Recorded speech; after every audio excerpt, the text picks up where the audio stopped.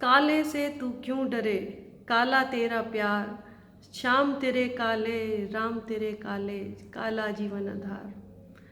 आज मैं इस काले रंग के बारे में ही बात करूंगी जो मेरी ध्यान साधना के दौरान मैंने अनुभव किया है। एक दिन मैं ऐसे ही बैठी थी घर में, अपनी माता जी से बात कर रही थी। तो मम्मी कुछ बता रही थी तो मैं उनको सुनती जा रही थी, बड़े ध्यान से सुन रही थी। पूरा एक तरह से ये मानिए कि पूरा फोकस उनके ऊपर था मेरा, कि वो क्या क्या बोल रही हैं, क्या क्या बात कर रही हैं। तो इसी बीच एकदम से मेरी बॉडी में एक वाइब्रेशन सी होती है, और उस वाइब्रेशन के आने के बाद मुझे थोड़ी सी घबराहट हो जाती है, मैं घबरा जाती हूँ। और धीरे धीरे वो घबराहट इतनी बढ़ती है कि मैं रोने लगती हूँ। तो मम्मी सोचती हैं कि शायद इसका बीपी वगैरह लो है तो इसलिए घबराहट हो रही है। उन्होंने मुझे लिटा दिया और खुद कॉफ़ी बनाने चली गई। तो मैं जब लेट गई, आंखें मेरी बंद हो गई, तो तकरीबन 2-3 मिनट ही हुए होंगे मुझे। इतने में मुझे लगता है कि मैं बहुत गहरे अंधेरे में चली गई हूँ, कोई मुझे वहाँ खींच कर ले गया है। और वहाँ इतना अंधेरा था, इतना अंधेरा था कि उस अंधेरे को देख के मेरी चीख निकल गई। मैं बहुत तेज़ी से चिल्लाई, मम्मी मुझे यहाँ से निकालो, मैं मर जाऊँगी, यहाँ बहुत काला है, बहुत काला है। इतना कि जैसे किसी कुएं में मुझे फेंक दिया गया हो, इतना वहाँ काला था। और जब मम्मी आती हैं तो वो मुझे उठाती हैं, लेकिन मैं उठ नहीं पाती हूँ, मेरी आँख नहीं खुलती हैं। पूरा कोशिश करती हैं कि ये उठ जाए, क्योंकि मैं चिल्ला रही थी, रो रही थी। मेरा अपने ऊपर कंट्रोल नहीं हो रहा था कि मैं अपनी आँख कैसे खोलूँ। इतना डर मुझे लग गया था उस रंग से। तो मम्मी ने सोचा शायद इसे कुछ हो गया है, कोई प्रॉब्लम, मेडिकली प्रॉब्लम है। तो वे मुझे जैसे तैसे करके उठाती हैं, पानी पिलाती हैं, वो कॉफ़ी पिलाती हैं। वो कॉफ़ी भी मैंने उसी अवस्था में पी ली कि मैं घबराहट में हूँ बहुत ज़्यादा, और वो कॉफ़ी पीती जा रही हूँ। पी ली मैंने वो कॉफ़ी। तो उसके बाद मुझे डॉक्टर के ले जाया जाता है कि इसको शायद कोई प्रॉब्लम हुई है। तो वो डॉक्टर के यहाँ जाने के बाद डॉक्टर पूरा मेरा चेकअप करता है। तो ईसीजी वगैरह करा दिया जाता है कि इसको पता नहीं इतनी घबराहट क्यों हुई है, क्या परेशानी हो गई। मेरी सारी रिपोर्ट्स नॉर्मल आती हैं, ना मेरा बीपी लो था, ना हाई था, ना मेरी कोई धड़कन बढ़ी हुई थी, ना कोई मुझे फीवर था। किसी भी तरह की मेडिकली प्रॉब्लम मुझे नहीं थी। उसके बावजूद भी मेरे साथ इस तरह का वाक़या हो रहा था। मैं डॉक्टर के यहाँ जाने के बाद भी बहुत डरी हुई थी।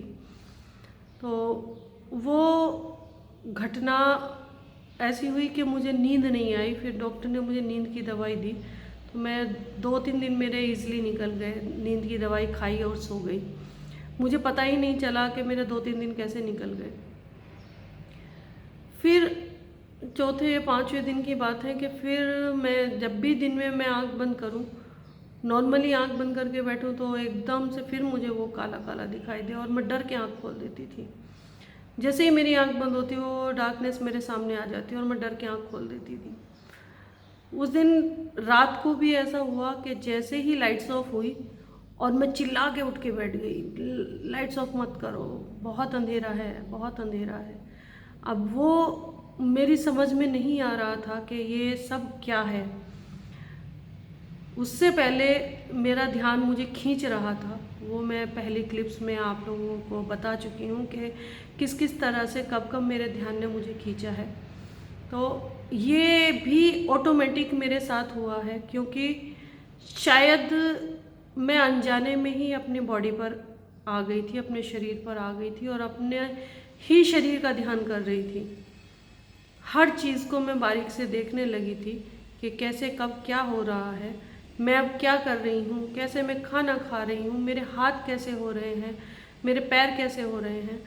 तो इसी डार्कनेस के चलते जब एक दिन मैंने महसूस किया कि मेरा जो चेहरा है, मेरी हथेलियाँ और मेरे तलवे हैं, उनमें हल्का सा ब्लैकनेस आ गई थी। वो भी 1-2 दिन रही और वो अपने आप चली गई। ध्यान मैं आपको ज़रूरी नहीं है कि आप आंखें बंद करके बैठें तभी आपको ये सब चीज़ों का अनुभव होगा, क्योंकि मेरा जो अनुभव कहता है वो सिर्फ ये है कि आप अपना ध्यान बनाए रखें, अपने ऊपर ध्यान बनाए रखें, और इन सब का अनुभव आप अपने ऊपर ध्यान बनाए हुए कर सकते हैं। क्योंकि हम ध्यान में बैठते हैं तो कोशिश हमारी यही रहती है कि हम डायरेक्ट प्रकाश देखें, जो कि पॉसिबल नहीं है। डायरेक्ट प्रकाश दिखना पॉसिबल नहीं है। पहली कड़ी हमारी काले की होती है, स्याह की होती है। तो मैं ये लाइन भी हमेशा बोलती हूँ कि स्याह से क्यों घबराए बंदिया, शाह तेरे रोशन का आगाज़।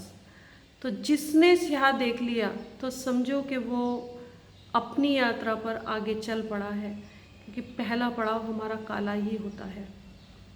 इस काले से घबराए नहीं, हमेशा इसे सहज भाव में लें और अपना जो यात्रा है वो सुखद बनाएं, क्योंकि काला कभी काला है ही नहीं। ये तो हमें दिखाई देता है कि ये काला है, ये तो कुछ और ही है जहाँ आप खो जाते हैं, डर जाते हैं।